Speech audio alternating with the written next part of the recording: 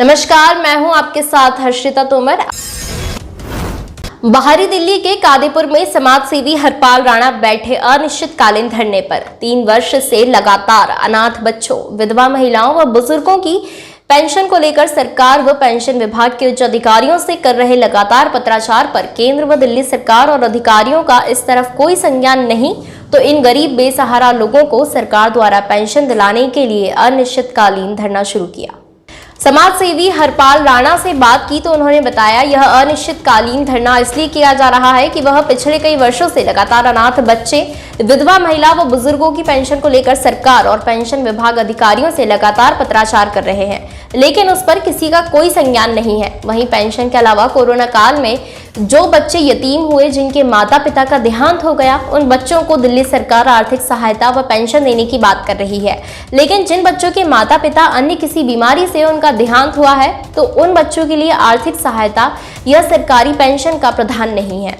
ध्यान से इन मासूम चेहरों का यह दिव्यांग व्यक्ति और बुजुर्ग व मासूम बच्चों को, जिनकी आंखों में मायूसी झलक रही है और इनके चेहरे और कपड़ों से इनके घर की आर्थिक स्थिति कैसी है वो साफ साफ बयां हो रही है। यह लोग पिछले कई वर्षों से दिल्ली सरकार से मिलने वाली पेंशन से ही अपने जीवन शैली चला रहे हैं, क्योंकि इनमें से किसी बुजुर्ग के बच्चे नहीं है तो किसी मासूम बच्चों के माता पिता नहीं है, कुछ महिलाओं के पति नहीं है तो कुछ दिव्यांग पुरुष व महिलाएं किसी काम काज के लायक नहीं है, वह भी दिल्ली सरकार द्वारा मिलने वाली आर्थिक सहायता के इंतजार में है। इन लोगों की समस्याओं के लिए ही यह अनिश्चितकालीन धरना कादीपुर गांव में दिया गया और इस धरने में यह तमाम लोग बैठे हैं। फिलहाल कई बार दिल्ली सरकार, केंद्र सरकार वो पेंशन विभाग अधिकारियों को हरपाल राणा शिकायत व पत्राचार के माध्यम से इन लोगों की समस्या के बारे में अवगत करा चुके हैं, लेकिन उनकी तरफ से कोई ठोस जवाब न मिलने के चलते अब यह दिव्यांग व बेसहारा अनिश्चितकालीन धरने पर बैठ गए हैं।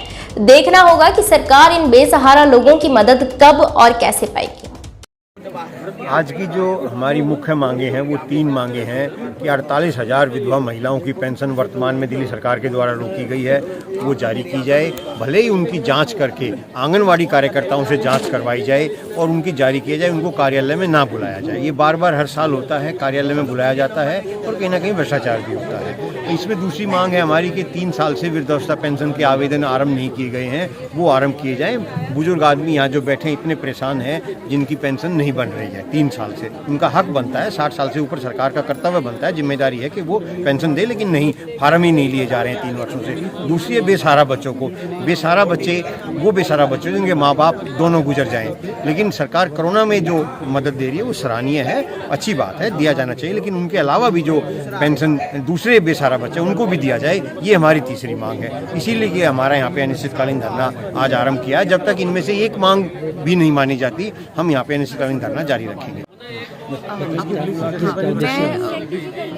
पेंशन को लेकर आप लोग स्वाति मालीवाल से मिले और आज यहाँ पे अनिश्चितकालीन धरना भी हो रहा है, तो क्या लग रहा है दोनों एक ही है या अलग अलग है, क्या कुछ कार्रवाई हुई? तो जब मैं वहाँ पे गई थी स्वाति मालीवाल से मिलने, तो उस वक्त जो हमारा मकसद था वो ये था कि जो लाडली की जो फॉर्म, जो लाडली योजना है उसका जो फॉर्म होता है वो आपको ऑफलाइन जाके सबमिट कराना होता है। तो हमारा उनसे ये अनुरोध था कि वो फॉर्म ऑनलाइन जमा होना चाहिए, ताकि किसी को भी वहाँ पे जान के जमा कराना ना पड़े। उन्होंने हमारी इस मांग को मान लिया था। दूसरी मांग जो हमारी यहाँ पे है वो ये है कि जो बच्चे कोरोना में अनाथ हुए हैं, जिनके माता पिता का निधन कोरोना में हुआ है, सरकार उनको तो फाइनेंशियली मदद करने के लिए तैयार है, उनको पेंशन देने के लिए तैयार है, लेकिन जो ऐसे अनाथ बच्चे हैं जिनके माता पिता का निधन कोरोना से पहले हुआ है, सरकार उनको मदद करने के लिए तैयार नहीं है। तो ये एक इंसाफ नहीं है, एक इंसाफ नहीं कर रही है सरकार, ये गलत चीज़ है, क्योंकि जो हमारा संविधान है उसके